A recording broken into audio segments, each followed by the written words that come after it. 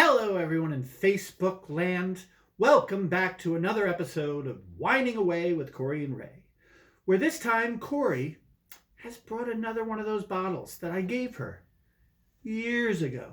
Did you give me this one? Corey, I've carried this in several locations, and I am sure at some point I either gave it to you in a mixed case or I brought it to one of the holidays or something and it never got used.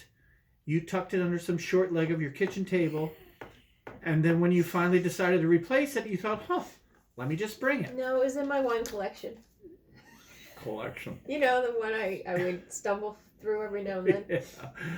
Oh, it's covered by comforters and old bags and boots.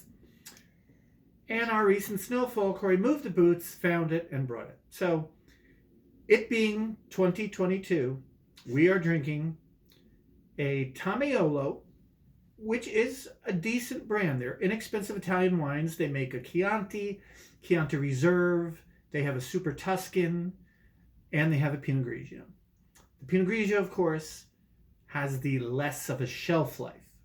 But that doesn't stop Corey from seeing how long we can push it. No, and if you didn't catch our white wine show with the South African white that was 10 or 12 years old, you need to watch it. Yeah. This is not that old. 2017, it's 2022. So you would have wanted to really drink this by 2019, 2020. So we're about 2 years past its happy point. Doesn't necessarily mean it's going to be horrible, but we're expecting it to have lost a little something on the way. Corey, you want to talk about what yes. relationship you and this wine have had? What's been laying on your floor? It was hard to let it go. Is what it was. The Tomiolo Pinot Grigio, about $10 a bottle. Is that what you sell for? Yeah, I mean, I've seen it everywhere from like $8.99 to $11.99. Depends where you live. Depends what store. It's from Della Venezia, Italy. It's 2017. That's Central Italy. It's 12% alcohol. It's Pinot Gris grapes. You might see that on the label as GRIS. Not GREE. I don't think they grow Pinot Gris in Italy. That's, I looked it up. Vivino said that this one is particularly Pinot Gris. Says Pinot Grigio on the label. Okay. Well, can't trust Vivino then. Pinot Gris is a cousin of Pinot Grigio, yes. But you usually find Pinot Gris grown in the Pacific Northwest of the United States, Alsace, France, but I've never seen a Pinot Gris from Italy. All right, well, I'll have to let Vivino know their website is incorrect.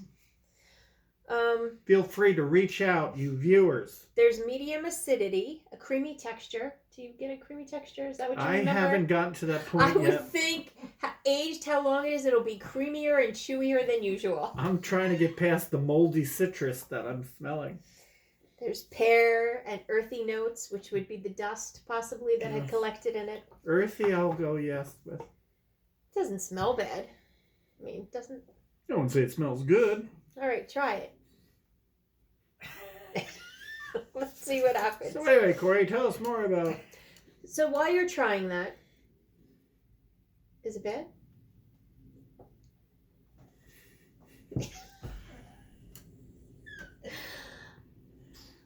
Okay, so while he's trying that, we're going to have him tell you about his new job. He's at a new place. Wow. I know, you said last episode, I swore you told me he was at a new job. And then wait, but I remember he was at another place. He likes to be the newbie. We've decided. What can I say? Everybody wants a piece of Ray. Everyone's clamoring. They're all trying to get me. So tell them where you are now. Well, by the time this airs, I probably won't be there anymore. But while we're filming this, I'm the new guy at Wine Anthology in Clark. However, they're opening a new store in Scotch Plains, and that's probably where I'm going to wind up, unless I go somewhere else. So we promise to keep you tuned in.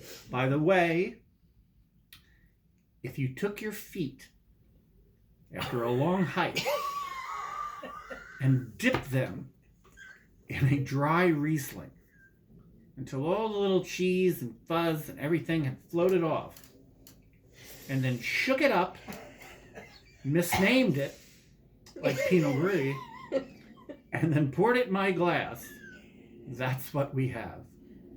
It's that bad. It's not good. All right, so don't hold on to white wine. At this price range, there are, I mean, you know, if you have a nice white Burgundy, Montrachet, you know, even a Pouilly-Fuissé, and some high-end Chardonnays from California, these are stuff that you could still age. Not as much as a red, but, or I should say some reds, but, you know, at $8.99 Pinot Grigio, you don't want to go past 2-3 years. Not to mention where the hell Corey had this even stored. I had it in a wine closet that's temperature controlled. Well, you might want to check that temperature. Anyway. It's really lost.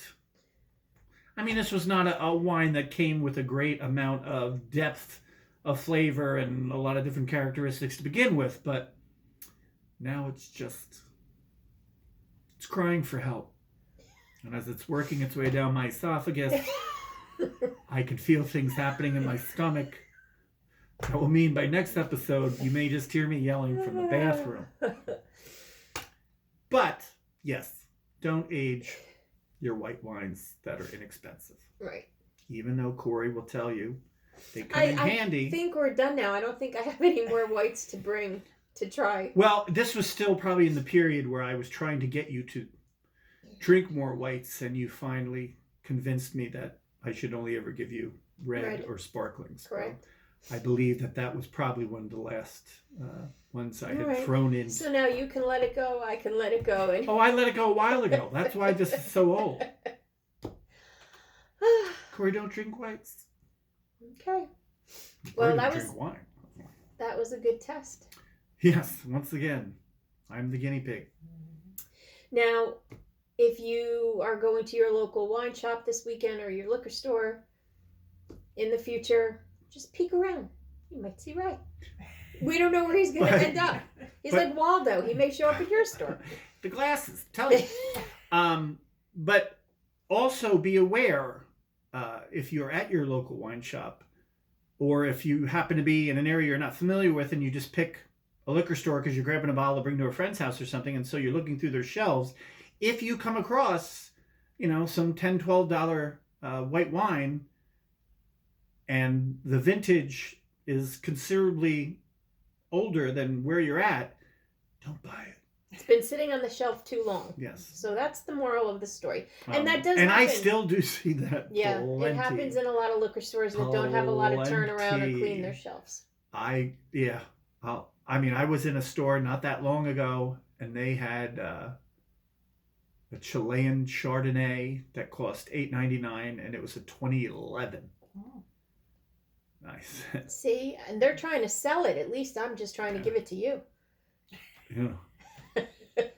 They're trying to kill the customer. She's just trying to kill her brother. Right.